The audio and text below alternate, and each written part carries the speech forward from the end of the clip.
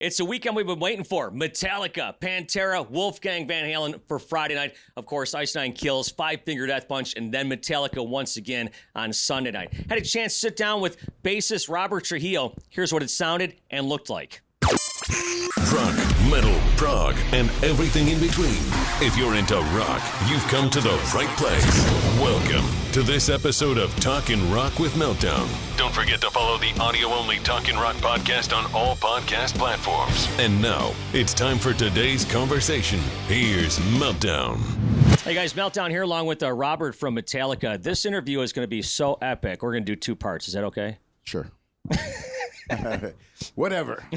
Let's go for it. Yeah.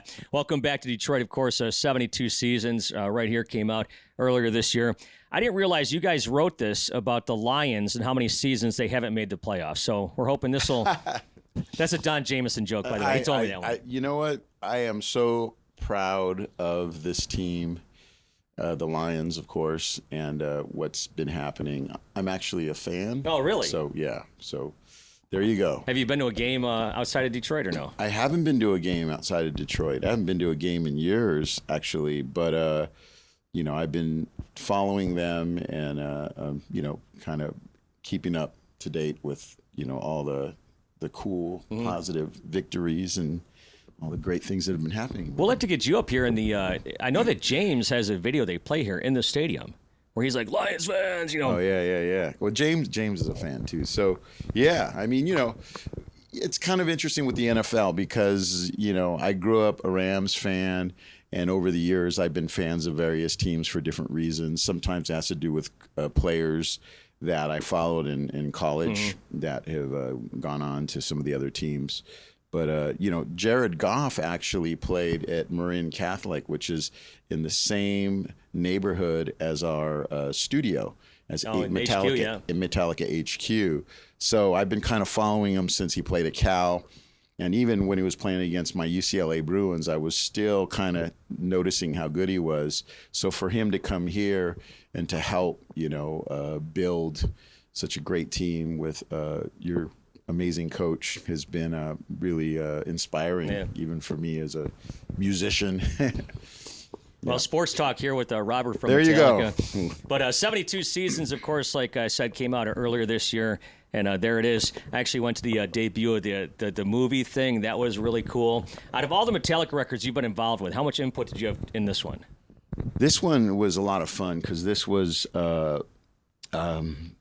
collaborative, and a lot of that just kind of had to do with the whole COVID thing and being away from everybody and then coming together and sharing that creative spirit. When you're away from your musician brothers and you can't create together, when you get in that room, man, I tell you, it's just, you just go to a new place creatively. And we started creating this album and building it via Zoom, actually. And then eventually, obviously, we were able to get in the same room. And once we were able to do that, it just was like, a new experience again. You got to play music in the same room, you know what I mean? And you forget about those things and take those things for granted sometimes. But it was pretty special. And you hear that on this album. A lot of the songs, you feel that kind of magic of the room, of the moment, and that's what I love about this record. Yeah, it's funny that you mentioned that, getting back in the studio, because so the world shut down, and I don't really like to talk about the pandemic anymore, but right. but one thing that it did open my eyes to, when you guys played that live movie theater, the drive-in thing. Yeah. So I hadn't been to a concert. I've been around music fans in like 6 months, and it was so cool. I forgot what it was like to interact with music fans.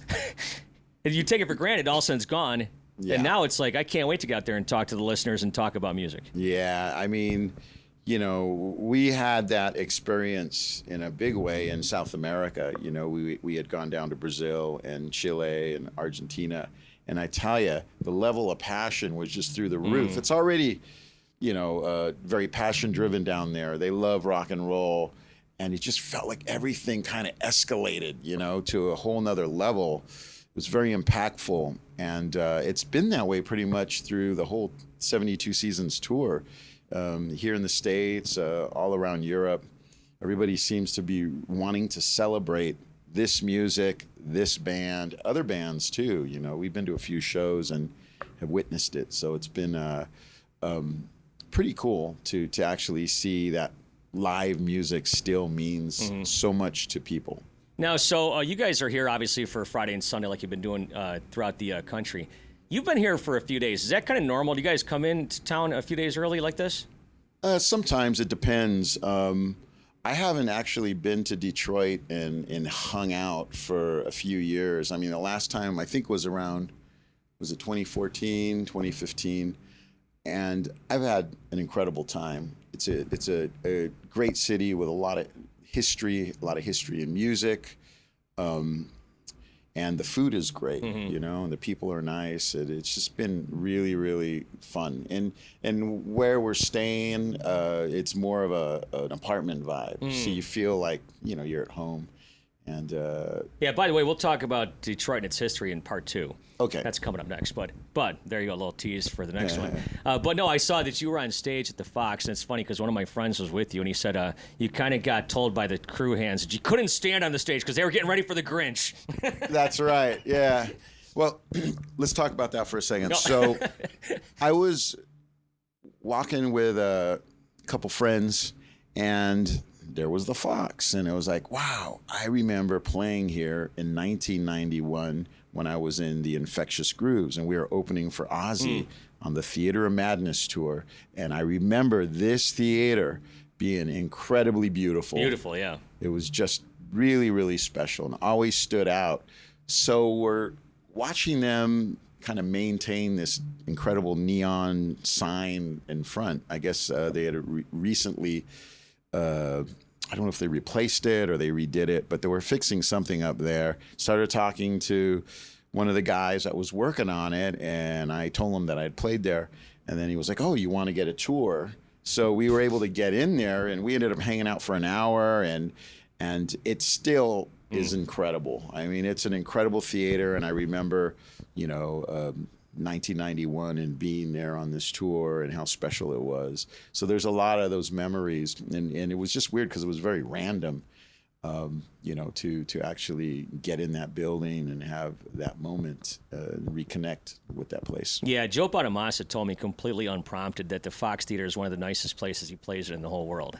And, yeah, you know, yeah, it is beautiful. Yeah, it is. It is definitely. It's a very special place with a lot of history. We tried to find Ozzy's signature down in the basement, and we couldn't find it because it's been, you know, 32 years. But and then you were playing Infectious Grooves, and you went to Ozzy, and I was out with Charlie Benante earlier today. We went to the Motown Museum, and he said that there was a gig that you played. I think it was with Suicidal in Finland or something, where somebody threw something up on stage. Did Anthrax jump in the crowd or something? Yeah. Is that what happened? That's when that's when our relationship with Anthrax, for me, officially became real, because those guys stood up for me and went out there and went toe to toe. Now, look, at the time, it wasn't like the fans were pissed off. They were angry at a technical issue. They couldn't even see us because we were behind the amps warming up.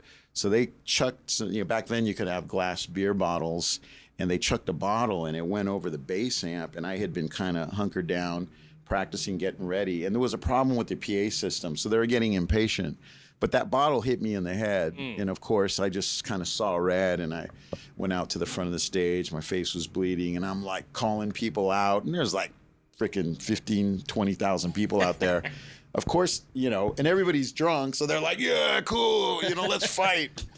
And I literally was going to try and go out there and fight, you know, 10,000 people. I don't know what I was thinking. You know, I was young and dumb. You have no idea who even threw that. And so I was pulled off to the side by the tour manager and said, you know, you gotta play in a couple minutes here. So they bandaged me up like I had a toothache, you know, and then they put the hat on, and then we went out there and played.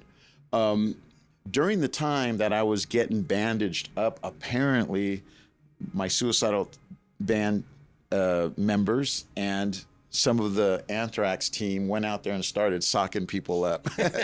That good old-fashioned sock up. And they, I remember, I think it was the drummer said, "Hey man, just so you know, we took care of this. It's all good." And I was like, "What does that mean?" And then, of course, I found out, basically a couple knuckleheads got beat down. But look, that was the way it was back then. I don't condone violence or anything.